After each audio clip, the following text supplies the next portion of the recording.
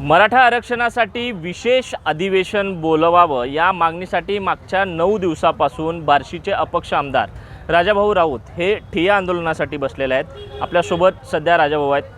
राजाभाऊ, मागच्या 9 दिवसापासून तुम्ही बसलेला आहात। राज्यामधून काही महत्त्वाची नेते मंडळी तुम्हाला येऊन भेटल्याचं आम्हाला पाहायला मिळालं। काही सकारात्मकता दिसते आहे का राज्य सरकारकडनं? नाही, मला तर आणखीन काही सकारात्मकता दिसत नाही आहे। कारण त्या दिवशीच मला बसू नका, खोटा सोडा, ह्याच्यापेक्षा माझं असं मत आहे की मी सगळ्यांना पत्रव्यवहार केलेला आहे, विनंती केलेली आहे। माननीय मुख्यमंत्री साहेबांना सुद्धा निवेदन त्या ठिकाणी दिलेलं आहे, त्यांच्या हातात दिलेलं आहे। आता आज पण माझं शिष्टमंडळ मुंबईला उद्या विरोधी पक्षांना पण आणि सत्ताधाऱ्यांना पण भेटण्याकरता निघालेलं आहे। उद्या सगळ्यांना भेटल।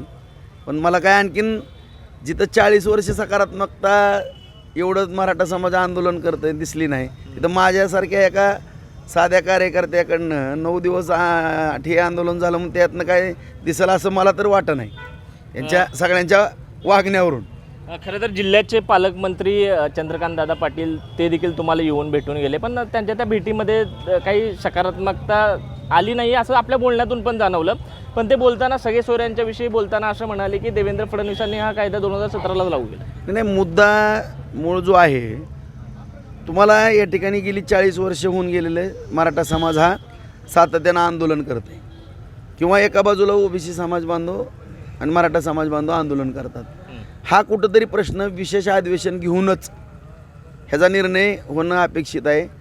आणि याकरता सत्ताधारी असतील किंवा विरोधी पक्ष असेल, या दोघांनीही एकत्र येऊन हा प्रश्न हातामध्ये घेणं गरजेचं आहे। कारण मी एक छोटा कार्यकर्ता आहे, समाजामध्ये काम करणारा। सगळ्यांना असं वाटेल की थोडं मी मोठं बोलतो, परंतु गरज आहे म्हणून मी बोलतो की ज्यावेळेस अशी आणीबाणीची किंवा विशिष्ट परिस्थिती निर्माण होते की आपण पाहताय की जवळपास मराठा समाज पण आणि ओबीसी समाज पण एक दोन्ही तुल्यबळ आहेत। एक थोडंफार 2-5% कमी जास्त संख्याबळ असेल तर दोघंही ताकदीनं तसे तुल्यबळ आहेत। आणि कुणाला दुखवायचं ह्याच्यामुळं जर हा प्रश्न पेंडिंगमध्ये पडत असेल तर ह्याच्यावरती दोन्ही म्हणजे विरोधी पक्ष आणि सत्ताधारी ह्या सर्वांनी एकत्र येऊन विशेष अधिवेशन घेऊन हा प्रश्न कायमचा निकाली काढणं गरजेचं आहे। ह्याच्यामध्ये जर काही त्रुटी होत असतील किंवा काय अडचणी येत असतील तर हा केंद्राच्या दरबारामध्ये सुद्धा सगळ्यांनी मिळून प्रश्न माननीय मुख्यमंत्र्यांच्या नेतृत्वाखाली नेणं अत्यंत मला आवश्यक। माझ्यासारख्या तरी काही एखादा टक्का अभ्यास म्हणा, आता काही जास्त मी म्हणणार नाही, पण मला तरी योग्य वाटतं की हा प्रश्न केंद्राकडे तर नेऊन याच्यावरती काहीतरी सकारात्मक तोडगा कायमस्वरूपी काढावा। कारण 40 वर्षे होऊन गेले हा प्रश्न आहे। दुसरा मुद्दा 500हून आसपास 500च्या आसपास मराठा तरुणांनी या ठिकाणी सर्वोच्च बलिदान दिलेलं आहे। 58 मोर्चे निघालेले आहेत, या ठिकाणी असंख्य आंदोलन झालेले आहेत। मग हेच मागणीच का सातत्यानं पुढे येते, ह्याच्याला कुठंतरी थांबवणार आहेत का नाही? मग हे थांबणं गरजेचं आहे असं माझ्यासारख्या कार्यकर्त्याला वाटते। म्हणजे जरांगे पाटलांची जी भूमिका आहे ओबीसीमध्ये सगळ्या सोयऱ्यांसकट आरक्षण द्यावा ही त्यांची एक भूमिका आहे। मात्र आपण म्हणता की विशेष अधिवेशनामध्ये कुठला तरी मध्यमार्ग काढला गेला पाहिजे। नाही, मराठा समाजाची जी मूळ मागणी आहे ती ओबीसीमधनं आरक्षण द्यावं हीच मागणी आहे ना। सगळ्या सोयऱ्यां तो ओबीसीमध्ये आलं की सगळाच विषय संपला ना। आणि मुळात ओबीसी समाजाची मागणी आहे की आमच्यामध्ये वाटा नको। मग ह्याच्यावरती जर काय मार्ग काढायचा म्हणलं तर ह्याला विशेष अधिवेशनाशिवाय दुसरा पर्याय काय? एकतर विधानसभा, संसद, हायकोर्ट किंवा सुप्रीम कोर्ट हे 4च मार्ग आहेत। ह्याच्या व्यतिरिक्त मला तर माझ्यासारख्या जे काही थोडाफार अभ्यास आहे मला दुसरा मार्ग कुठला दिसत नाही। जरांगे पाटील सुद्धा त्या ठिकाणी उपोषणाला बसलेले आहेत। दिवसेंदिवस त्यांची प्रकृती जी आहे ती खालावत चाललेली आहे। कशा पद्धतीनं बघता त्यांच्या भूमिकेत? नाही, त्यांनी त्यांच्या प्रकृतीची काळजी घ्यावी आणि त्यांच्या प्रकृतीला काही होऊ नये अशी मी भगवंताचरणी प्रार्थना करतो। कारण कुणीही समाजासाठी लढत असेल तर त्याचं शेवटी शरीर किंवा प्रकृती चांगली असणं अत्यंत गरजेचं असं माझं मत आहे। आणि या ठिकाणी त्यांच्याही जे काही मागणी आहे त्याचासुद्धा सरकारने आणि विरोधी पक्ष दोघांनी, मी एक जणावर ढकलत नाही, नाहीतर तुम्ही म्हणताल की तुम्ही पाठिंबा हा विकास कामा करता दिलेला आहे, हा प्रश्न वेगळा आहे। हा विषय आहे तो समाजात तणाव निर्माण करणारा प्रश्न निर्माण झालेला आहे। हा विषय वेगळा आणि तो विषय वेगळा आहे। कामं माझ्या जन्माच्या अगोदर पण झालेले आहेत, आजही होत आहेत, उद्याही होतील, परंतु ह्या ज्या जखमा होणार आहेत किंवा झालेल्या आहेत ह्या कधी बुजणाऱ्या नाहीत। आणि एकदा जर मोठी जखम झाली तरी आपल्या महाराष्ट्राला परवडणार नाही, म्हणून याच्यावरती लवकर निर्णय घ्यावा। राजाभाऊ, येत्या 25 तारखेला सोलापूरमध्ये मुख्यमंत्री माझी लाडकी बहीण योजनेचा कार्यक्रम आहे आणि सोलापूर सकल मराठा समाजाकडनं असा इशारा दिला आहे की जर तुम्ही तिकडे कार्यक्रम घ्याल तर तो कार्यक्रम आम्ही उधळून लावू असं सकल मराठा समाजाने सांगितलं. पाऊली ठेवू देणार नाही असं मुख्यमंत्र्यांना म्हटलं. आता ते मी काय कानावरती आलं आहे माझ्या, पण आता ह्याच्यामध्ये कसं आहे की कुणाला काय बोलणं हे थोडं चुकीचं ठरेल.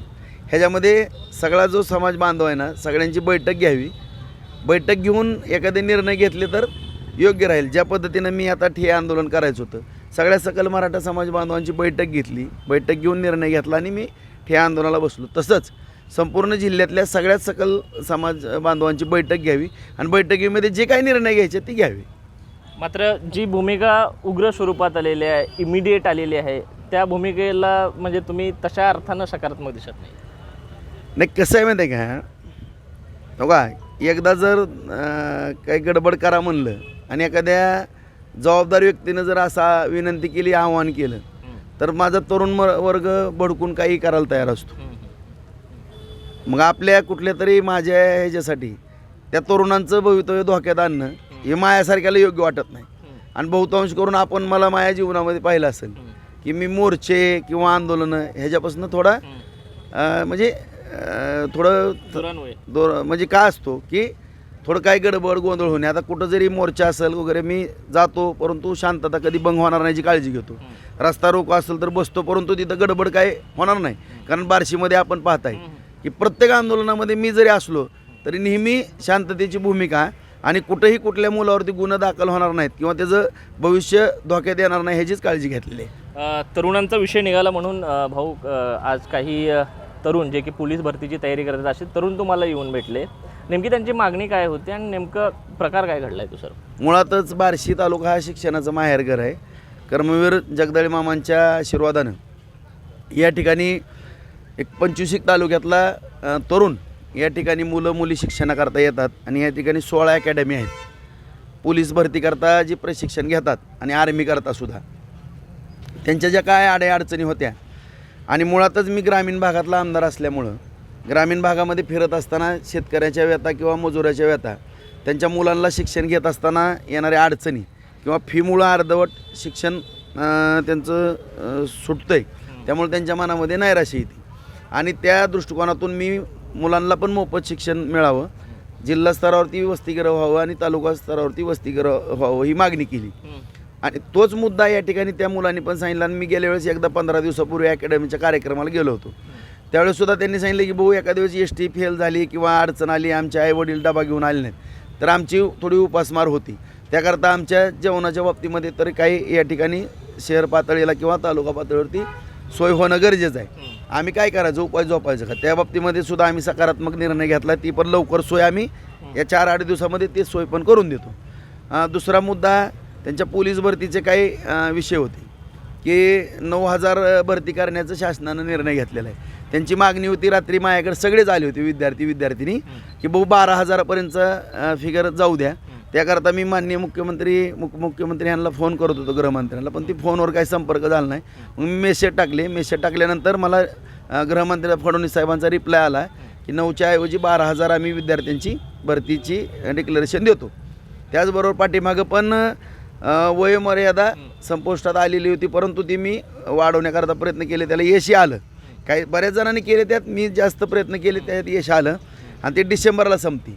त्यामुळं आचारसंहितेच्या आतच सगळी भरती प्रक्रिया 12,000ची राबवावी अशी एक त्यांची विनंती होती. तीसुद्धा होय म्हणून तसं आम्हाला उत्तर त्या ठिकाणी मिळालं. आणि त्याच विद्यार्थ्यांकरता मी ज्या पद्धतीनं मुलींचं शिक्षण मोफत आहे तसंच मुलांचं शिक्षण मोफत व्हावं आणि त्यांचं अर्धवट गोरगरिबांच्या लेकरांचं शिक्षण म्हणजे सुटू नये ही माझी भूमिका आणि भावना आहे. नक्की धन्यवाद राजाभाऊ. तर हे होते बार्शीचे अपक्ष आमदार राजाभाऊ राऊत. त्यांच्या स्वभावाप्रमाणे अगदी दिलखुलास त्यांनी आपल्या प्रत्येक प्रश्नाचं उत्तर या ठिकाणी दिलेलं आहे. आणि जी पोलीस भरती होती त्याचं वाढीव स्वरूपात ज्या जागा आहेत 12,000 जागा ची मान्यता जी आहे ती गृह खात्याकडून मिळाल्याचं आश्वासन त्यांनी आपणाला आता सध्या बोलताना दिल्याचं पाहायला मिळतं आहे. कॅमेरा पर्सन अनिल कांबळेसह विश्वभूषण लिमये, साम TV न्यूज, बार्शी, सोलापूर. देश विदेशातील प्रत्येक घडामोडींचे लाईव्ह अपडेट मिळवण्यासाठी आता साम टीव्हीच्या सर्व सोशल मीडिया प्लॅटफॉर्मला लाईक, फॉलो आणि सबस्क्राईब करा. तसंच सर्व नोटिफिकेशनसाठी बेल आयकॉन प्रेस करायला विसरू नका.